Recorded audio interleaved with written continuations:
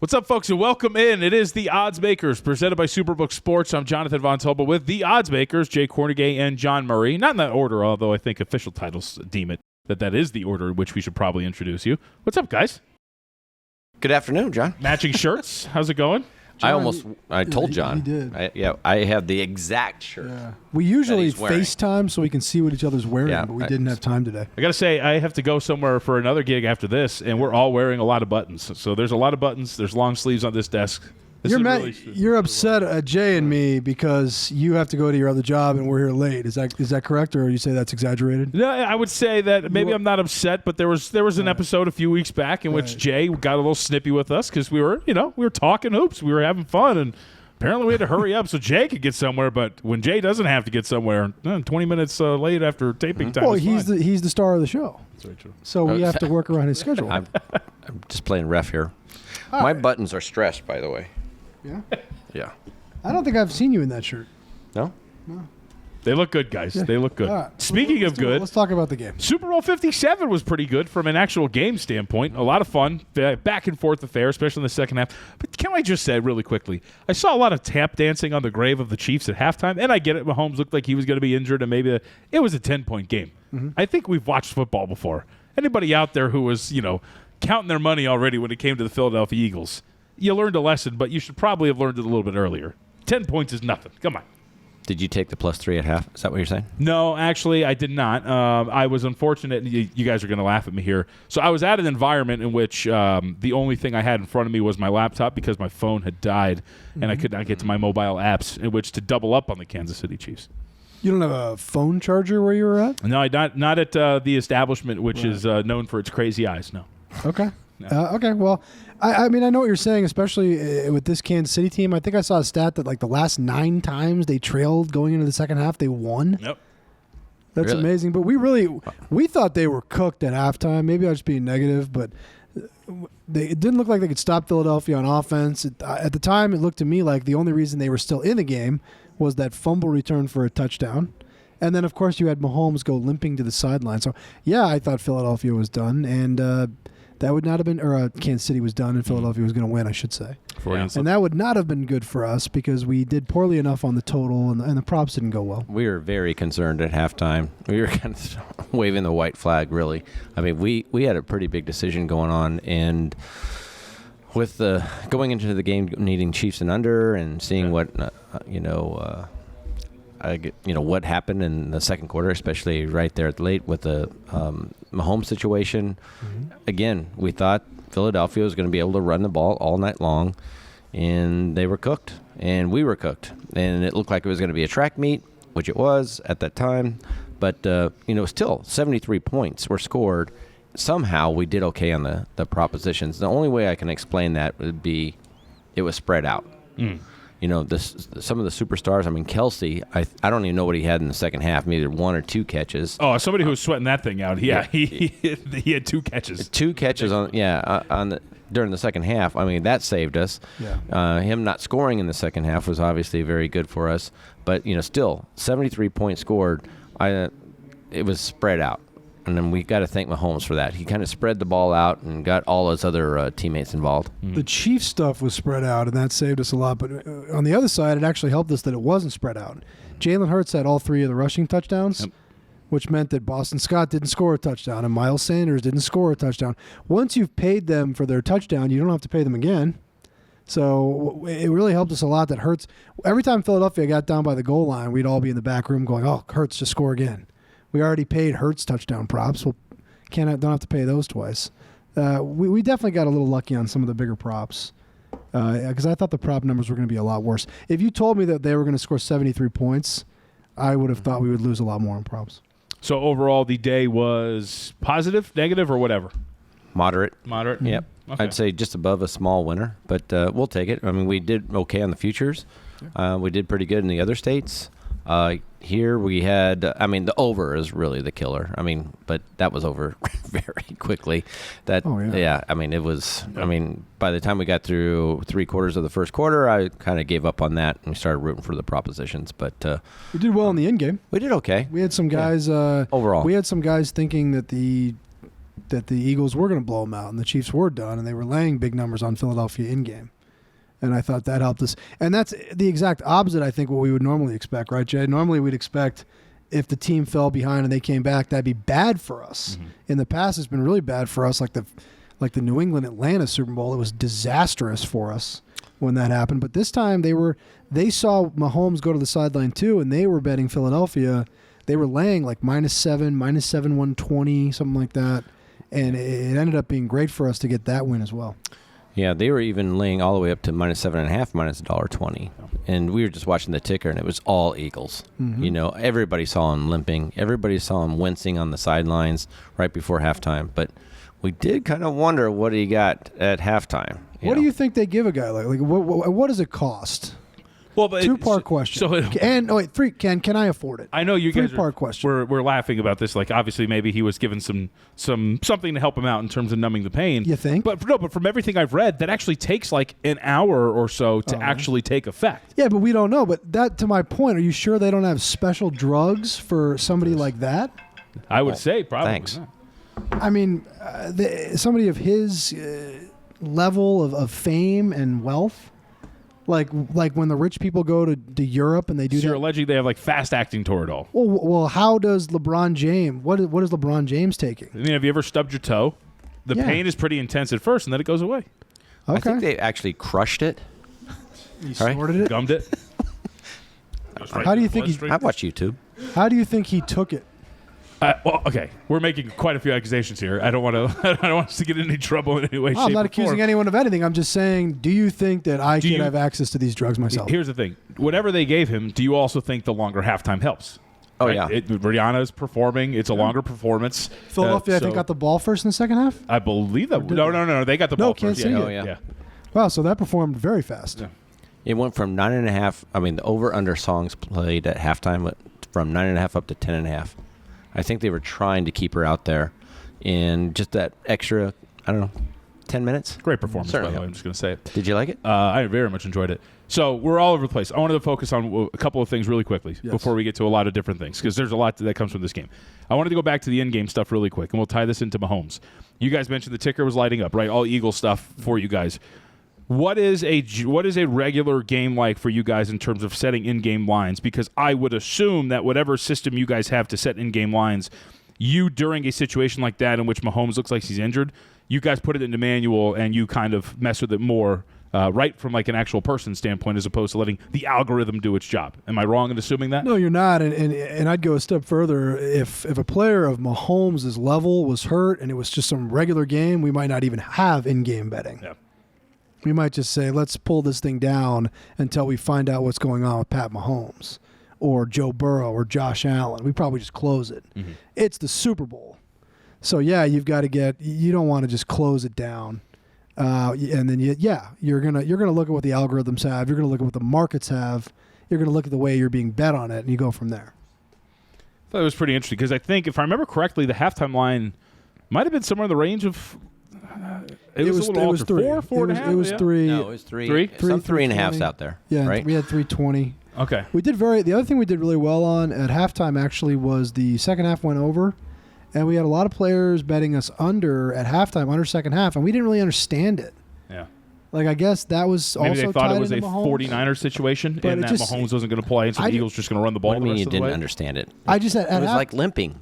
Wincing. But at halftime, I can he did remember one of these, saying, right, where he put his head on the shoulder of whoever he was sitting next to. Okay, that's true. But at halftime, I remember we were all back there thinking they can't stop Philadelphia whatsoever.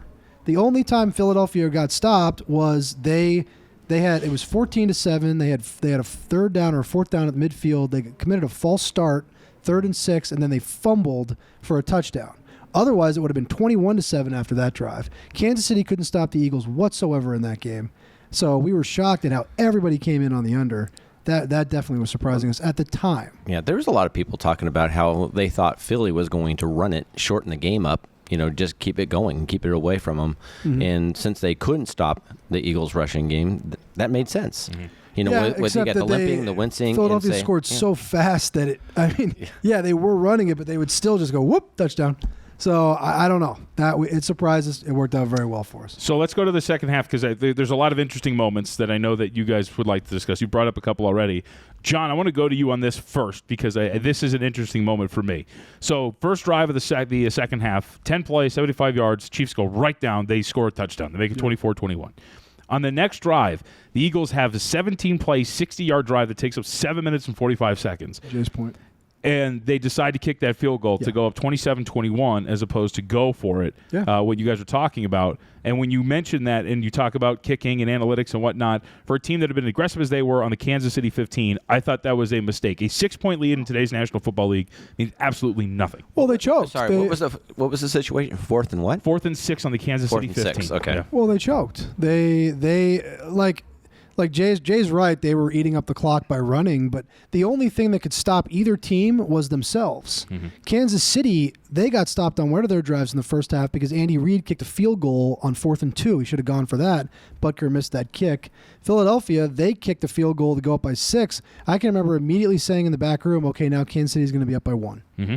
And then I mentioned the fumble that Hurts had that Kansas City scored a touchdown on. So that's why I was surprised by the under bets because the only thing that really stopped either offense from scoring was bad choices to kick. I was surprised, too, when Philadelphia punted in the fourth quarter. I think that was on 4th and 2. It was 4th and 3 at the Philadelphia 32. I know they were buried on their side of the field, and I know it's easy to say that after the long punt return. I get it. But before they even kicked the ball, I remember being shocked that they were going to punt. You're averaging about 7 yards a play. Giving up possession in that game was worth so much.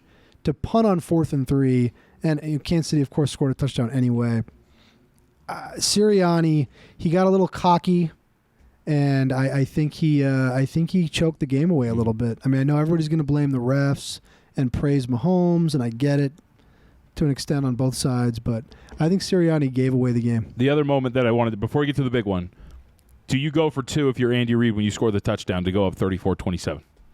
Make it a 9-point game as opposed to an 8-point game with an extra point. Because I was watching it with our colleague, our friend Adam Hill, who works for a local missive out here, Las Vegas Review-Journal, and we both immediately were like, I think you should go for 2 here. Yes. Because you make this a 2-possession game in a game that has been wild, like you guys have mentioned. But by the way, the next drive, it was 8 plays, 75 yards. Philadelphia went down immediately, got a 2-point conversion that Octopus hit, which we'll hit on momentarily.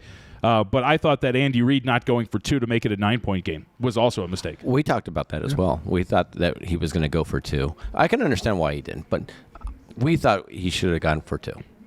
2-possession game. Yeah. Possession was worth so much in that game where neither defense could stop the other defense. And for those who are wondering, right, but you're already guaranteed a 7-point lead because you're up by 7. So they're not, Philadelphia, more than likely, they're not going for 2 if they score a touchdown in that situation. They're going to kick it to tie it. And so you're working, not with house money, but you're in a position where even if you fail the 2-point conversion, you're up by 7, and you're in a position that you're still going to get the ball back with the chance to win that game. So and Philadelphia went right down the field and scored. Yep. I mean, when after that and the 2-point conversion, Kansas City got the ball back, immediately our conversation in the back room was, it's not just about Kansas City scoring. Mm-hmm. They've got to take away the whole clock. Because as soon as they give this ball back to Philadelphia, Philadelphia is going to score. So Kansas City, just phenomenal drive, the long run by Mahomes, whatever he was on. We don't need to determine how he took the drugs, if there were drugs. Allegedly there were drugs. But whatever he was on, he had that long run, his longest of the season, and then, of course, the holding penalty. But they had to eat the whole clock as well. They couldn't just run down the field and score a touchdown. Philadelphia would have just scored one right back. From a prop standpoint, how happy were you that Devonta Smith fell out of bounds at the 2-yard line after that big catch and did not score a touchdown? It was big for us because then, to what I said earlier, then Hurts scored the touchdown and we'd already paid the Hurts bettors. So, that was a very significant play for us. And we mentioned the Octopus. For those who do not know, the Octopus, of course, is a player that scores a touchdown and then scores the ensuing 2-point conversion. That was Jalen Hurts immediately after that. Devonta Smith gets it, falls out of bounds at the 2, and then at a 1st and goal, Jalen Hurts runs it in for 2 yards and then scores the 2-point conversion running to the left. And it's funny, so it's one of those, first off, how much, you guys say you get everything. Did you guys put that up, right? Yeah, we had the Octopus up. Yeah. Actually, we I don't know if I told you this yet, Jay. We disciplined the employee who came up with the idea. Because, that person, there was some significant discipline there. 14-1. Yeah, and then we praised John because his prop idea we won on. There you go. So See? we were talking about how great John was, and then we fired this other guy. Did we? Are you sure we I got a went on cut of that, right? Oh, absolutely. Do I at least get a free drink ticket when I walk out of here? Oh, well, maybe half a drink. Okay. Yeah. All right. Well, we'll talk about Price. Half price. it. Yeah, I don't know. Do we have half drink tickets? Hey, we should mention. So the Eagles, like to your guys' point about like everything that happens, like it kind of gets missed in the shuffle. Like to your point about paying out all these Hurts touchdowns, that was 2 plays at right about the 2-yard line that worked in your guys' favor. Because Kenneth Gainwell had a touchdown early in that game. It was like the first drive, but he gets turned away. And that was Hurts really punches bad. it in. Gainwell first touchdown and Gainwell touchdown were really bad. They were So bad in they were terms of bad what? for the book. They were bad for the right. So we really got lucky in a lot of areas. The only prop we got unlucky on was we had a Hurts index prop, and I think he threw for 304 yards, and it was that exact number, like that group of 10 or 20 yards we got buried on, and all the other increments around it we did very well on. That was really bad for us, but there were so many little things in the prop throughout the game that we got lucky on that made our numbers look better. Yeah, that goes back to looking at the game. Final score, 73 points. You know, you would have, in years past, we would have taken a bath on the props, but we got a lot of good breaks. I mean, the Hurts 3 touchdowns, Gainwell falling short, Smith falling short, those type of things really helped us out. Kelsey not scoring a touchdown was In the second half. That was so In big. the second half. And he went under his receptions. By a half. By Yeah. half. Went But- over receiving yards, but went By- under reception. If that last touchdown pass had been from Mahomes to Kelsey instead of to Sky Moore, we had a big, like Jay's right, we had a guy that made a big bet on Kelsey to score a touchdown in the first and second half, which we thought for sure we were going to lose because he scored a touchdown on like the first drive of the game. And then he also stayed under his receptions. He didn't. That just saved us so much money. So then we get to the big moment, 3rd and 6, Philadelphia 7-yard line. No, excuse me, that was a 3rd and 8 at the Philadelphia 15. The Chiefs are up. It's 1:54 left on the clock, and they run what they've been running to kill the Eagles in the second half, right? These motions inside and then cutting back out into a little bit of a wheel route kind of to Juju Smith-Schuster. The pass falls incomplete. Looks like it's going to be 4th and 8 and that they're going to kick a field goal to take a lead but give just about 2 minutes left to Philadelphia. Not the case. You get a flag. James Bradbury has called for defensive holding. That is 4 yards. It is automatic first down. And what do, of course? Well, you just run out the clock. You burn the timeouts for Philly. You kick a field goal to take a lead with 8 seconds left, and you ultimately win Super Bowl 57. So I'll just ask both of you. Holding? Yes? No? Are you in? Where Well, are we someone stand told on me, this? John, did you tell me that he admitted, Bradbury did Oh, he did, admit? afterwards. He did? Yeah, He said he Bradbury held him, said he right? grabbed his jersey. He hoped And they can I wouldn't just notice. say, before we get into this conversation, everybody keeps sharing these stills. They're sharing the incorrect moment in which the penalty was called. He grabbed the jersey when Juju Smith-Schuster turned and broke in the other direction during motion. Yeah. Correct. It was not when he had his hand on his back when he was going up. Just Right. to correct everybody out there. You can But see a literal jersey pull in those. Don't you think we all watch a lot of football? Don't you think if it had been that bad that Juju Smith would have immediately started crying like every receiver does every time? I mean, the fact that Juju Smith didn't even react to it. I mean, obviously, I'm glad they called holding. It was great for I us. think that's bad on Juju, actually, because they all do They it, all and they do do it. sell it a lot. No, absolutely so true. He, yeah, the he fact wasn't. he didn't react at all, that makes me very, very surprised they threw the flag, relieved that they threw the flag. But normally these guys, they're like soccer players. I mean, they every time they're looking for a flag or looking for a penalty, they can't wait to throw up their arm. That's why I think that Call should be a pass penalty. I interference. think that this should be a penalty. there'd be so many penalties. 2 out of 3 passes end up that way, right? Oh, Incomplete absolutely. passes, Yeah. you got the receiver doing that. The And it's fact just that he so didn't- irritating. The fact that I agree with you completely. The fact that he didn't react at all, I'm very surprised they called that. It was maybe it was holding, but it was very minimal. It was. And It was I very think, subtle. well, part of the Kind of, yeah. The- No, well, I agree. the complaints around this, I think, because the lot is, I've heard a lot of like, you don't call that in that moment. Well, if it's a penalty, it's a penalty. Like you do call it, right? At the end of the Bengals-Chiefs game, for example, he was pushed late out of bounds. You call that. Well, is a that penalty. guy was like, I mean, that guy was like way out Right, of but bounds. what I'm saying is part of the discourse is like, oh, just let him settle it on the field. No, if it's a penalty, it's a penalty. You call it. I think Why'd your you choose that complaint- voice for that comment? That's Twitter tough guy who's complaining Okay. about something. Twitter. No one complains on Twitter. That's his It's troller very voice. it's a very positive space. It's for a sure. medium of a lot of happy individuals exchanging ideas. I've never hated myself while scrolling through Twitter. That's for sure. But I think part of the issue with the discourse is like you shouldn't be complaining that it got called there. The problem should be they did not call it consistently throughout the game. Like in that moment, that's a penalty. Your complaint should be then call it consistently throughout the entire game, because then when you call it in that moment, it seems like it's, whatever you want to complain about in that moment. I agree. But isn't that every game? But for the most part, yeah. Yep. I mean, that's It's like what you should happens. make your officials full-time I mean, come on. and not over the age of 60. I give McKinnon What does that a lot of credit, by the way. That's an ageist comment, John. Did you guys see, I mean, when he was rolling out, right, or running into the end zone, McKinnon, and then he kneeled down, I just didn't see it coming. I thought he was going to score. So did I. I mean, it didn't look obvious to me. I was screaming, please get down. Oh, really? I didn't see that. And we had McKinnon to score a touchdown was really bad for us, too. Yep. So the end of the game, we were very fortunate in a number of ways there in the last few plays of that game. That opens up a lot of, like, Jay, to your point, if I'm Philadelphia, I'm picking McKinnon up and carrying him into the end zone because you need that ball back. But once he gave himself up, I mean, it was over. There were a couple of defenders nearby, and it looked like they had given up. Like, I'm shoving him as hard as I can. I thought they kind of sold it pretty good. I thought the Eagles, it wasn't like they laid down and they fell on their backs. I mean, they played it out because you do have to sell it in case McKinnon doesn't recognize it. And I thought, again, when he was coming around the left side there, I thought he was going to score. And right at the last second, it was like, wow, he did remember, because it didn't look like he was thinking about it as he was going left. It'd be really funny if there was an actual physical struggle of, like, Fletcher Cox lifting him off his feet and trying to carry him into the end zone, and he's resisting going in, like be great. Child not going into the bathtub. Wouldn't you love it? That'd be awesome. On football's biggest stage, too. That'd be awesome. For that that's what we've come to. That's what I think that would be great. I would laugh. So there's a couple of things from this before we get to this the big picture after we move forward. First off, we should probably I thought Andy Reid was brilliant in the second half. Outside of just the moment where we thought, maybe you should probably go for two. It's not something you're going to kill him over, but the adjustments that they made, and essentially, like, I thought, I compared it to, I'll bring it back to basketball because I'm a nerd, but essentially they were slipping screens, right? Because the Eagles were switching off guys every time in some of those motions. So you're like, all right, screw it. We're just going to slip this guy back out the opposite way that we're motioning him. Yep. They did it twice on both of those touchdowns, and both of those times the Eagles were completely flummoxed and both dudes were wide open. And that's a good defense, too. Yep. So you got to give, the way they executed it, and then Reid play calling was just tremendous. Yeah. They fooled a very good defense a number of times in that second half. Great adjustments. Well, they are a very good defense, but I'll nitpick a little bit. Look at the quarterbacks they got to play against this season.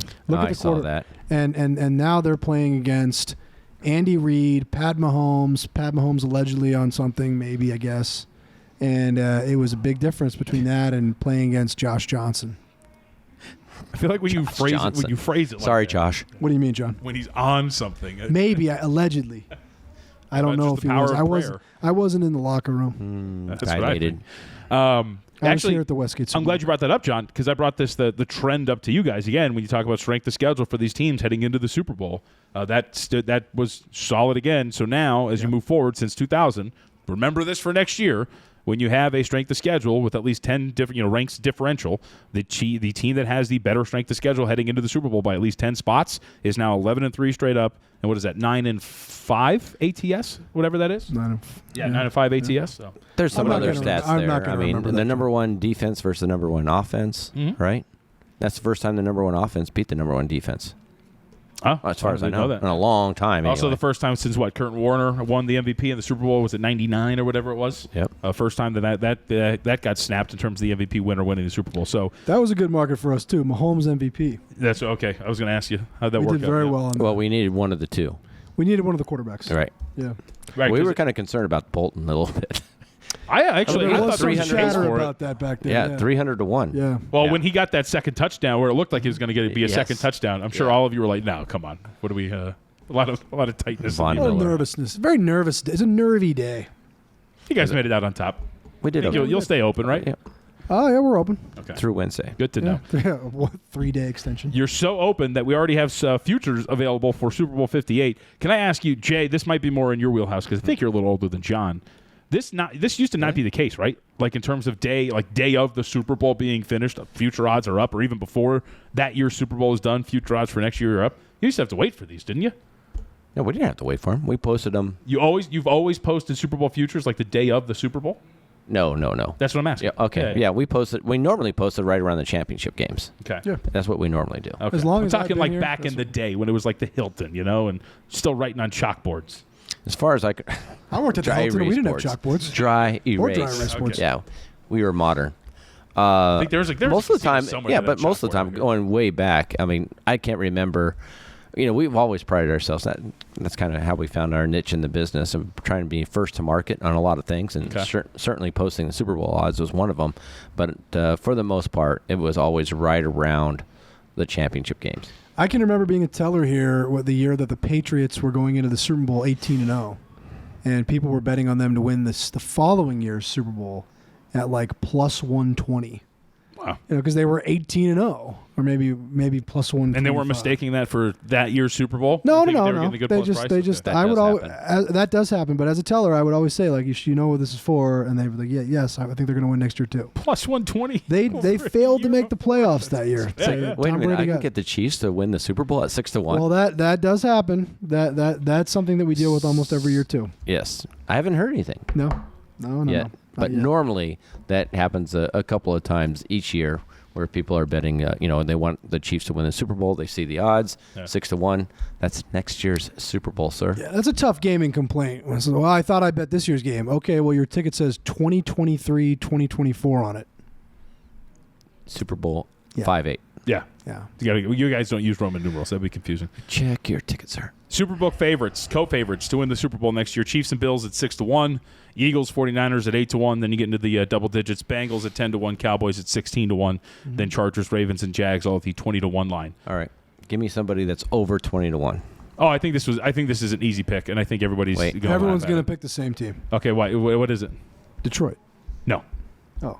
Detroit's going to be like Actually- that's going to be the big trendy team next year. Let me double check and see what you guys got on the team that I thought it was an easy choice to do this. I like Hold on. Detroit too. Okay. Maybe I I'm think Detroit's good. Don't get me Maybe wrong. I'm just one of the masses. I like Jared Goff. I think he's. How many quarterbacks in the NFC are better than Jared Goff? Seriously. 25.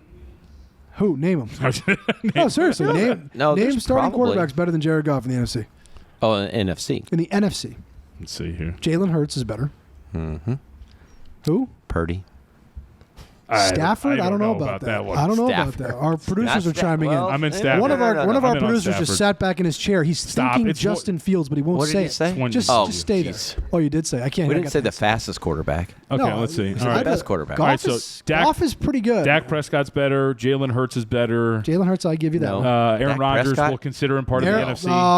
No. No. I'm talking about guys that are definitely going to be in the NFC. Right, but he's still under contract for an NFC team. Okay. All right, Aaron Rodgers, Kirk Cousins. Oh, I don't know about that. Let's Stop. see. I don't know about that. Desmond Ridder, future Carolina No. Panthers quarterback Derek I'm Carr, going to say Daniel Jones, too. I've maybe heard two names so far that I think are better than Kyler Goff. Murray. No, let's I don't agree see. with that at all. Matt Stafford. Kyler Murray. All three quarterbacks on the 49ers roster, and Geno Smith. Oh, jeez. Well, I don't know what you're watching. Wow. I don't agree with that. Show Oh, by the way, you. so you want my team? That's Kyler Murray. You want Wait, my, I'm going to I go don't with the know. Lions, by the way. Okay, you're going to go with the Lions? Yep. Oh, you guys got to get a little bit riskier. Yeah, What? They're 25-1. What do you want? Broncos. Broncos. Let's Who go. is- Oh, I thought we were talking about someone in the NFC. Okay. No, he said anybody better No, he than did, I did. 25. All right. I think Okay. you know what Denver's problem is going to be, because I know where you're going. I think they got rid of the biggest bonehead coach in the whole league, Correct.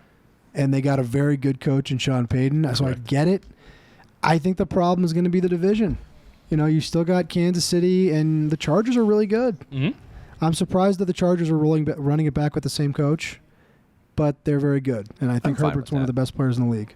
I think you hit on pretty much all the points. I also think the burying Russ Wilson. We've got a much larger sample size that Russell Wilson is inadequate to very good quarterback in the NFL. I'm with you. And under Sean Payton, I think that thing could get righted relatively quickly. And if they're going to still be like even near the same defense that they were this year, and not the last 6 weeks, the unit that just pretty much quit because they were like, screw this, our offense sucks, and they're not giving us any chance, going to be pretty good. Are you sucking up to Jay with that pick? What's that? I'm trying to get that half drink ticket to a full drink ticket by the time I get out of here. Oh, It's going to you take a little earned it more than already. that, John. We got a budget here. Broncos 40-45-1. Yeah, I already bet him. Yep, you did. Yeah, I did. Are you a every year just in case type of guy or what? Well, I'm every year after Super Bowl 50 Yep. when they won. Okay, all right. And I didn't have anything on them because I kept on telling everybody that Peyton couldn't throw it more than 15 yards. He couldn't throw it more no, than 15 he couldn't. yards. And I was like, there's no way this team can win the Super Bowl with a quarterback that can't throw it more than 15 yards. Yep. That was pretty sound logic. Wrong. Honestly. No picks for the Commanders, a.k.a. the football team? I mean, who's playing quarterback? Sam Howell. Ooh, yeah, no, I'll pass. Maybe Sam Howell's better than Jared Goff. I mean, we're going to include all the guys you included. So in all honesty, right, any quarterback, Sam you said. Howell. Really, so John, because you mentioned, we've talked about this a couple of times now when it came to the Eagles. In reality, what this is going to be about for any of these teams next year is if you have one of the easier schedules in the National Football League and a team that is just adequate, you have a really good shot of racking up wins and putting yourself in position to make a Super Bowl. If you look at just the last few years, we have had kind of like, I call them newcomers each year, right? We have had the Bengals break through. We have had the Philadelphia Eagles break through. You know, I don't know if you want to consider the Rams breaking through when they got, Matt Stafford, but it seemed like that was going to be the case because they were kind of in neutral before they got him. Mm-hmm. Regardless, there's always kind of like a new face that shows up, and a lot of it ties into what your schedule looks like that year. Yeah. And, like, I think that's part of it, too, with the Broncos, Jay, is, like, one of the things that's going to help them is the way they finish this year, they're going to have an easier schedule given their strength of schedule for next year. Yeah, I agree with you as far as Wilson. You know, look at his sample size for the last 3 or 4 games after they got rid of him. Yeah, right. Right? I mean, they still need some speed on the outside. Judy did start showing some of that at the tail end, but I still think they need another receiver. Maybe Patrick will, come back healthy. Williams is a big question mark. If they can get Williams back, running the ball the way he was this year, then they're set on offense. But their defense is going to be fantastic once again. So it's not a really bad pick, but I do agree with what John's saying. I mean, you look at maybe 7 out of 8 the top quarterbacks in the league are reside in the AFC. They're all in the AFC. Yeah, outside, right? Outside a couple. Golf, right? Would you put Golf in the top 8? No, I just think all the good ones are in Love the Jared AFC. Goff. Yeah. I just think all the good ones are and then we haven't even discussed this. What if the rumors are true and the Raiders actually do get Aaron Rodgers? That would make it Denver's path that much harder because you've already got Kansas City and the Chargers. I think the one team, if they got a quarterback that could be interesting, is New Orleans because their defense is really good. They've got some really good playmakers. I think Olave is like awesome. He's just waiting to break out and be like one of the 5 best receivers in the league. Mm-hmm. They just don't have a quarterback. So what about the Jets? Jets are quarterback away, right? The Jets too, but they're in the AFC. If I was one of these QBs, I'd be looking at the NFC where the path is just so much easier. Sure. Look at all the quarterbacks that made the playoffs in the NFC this year. The AFC it's brutal out there. There's so many stud quarterbacks. You got to think Trevor Lawrence is going to take another jump next year. And they're all young. Mm-hmm. Mm-hmm. So this brings us to, because we're going to take a little break on the Oddsmakers podcast in terms of like the timeline for the episodes. But before we get out of here for this episode, bringing up free agency, which is looming, as is the draft, outside of Aaron Rodgers, I think like Derek Carr is obviously the big name. As we recorded this, he gets released. So that is going to be a name to watch on the market.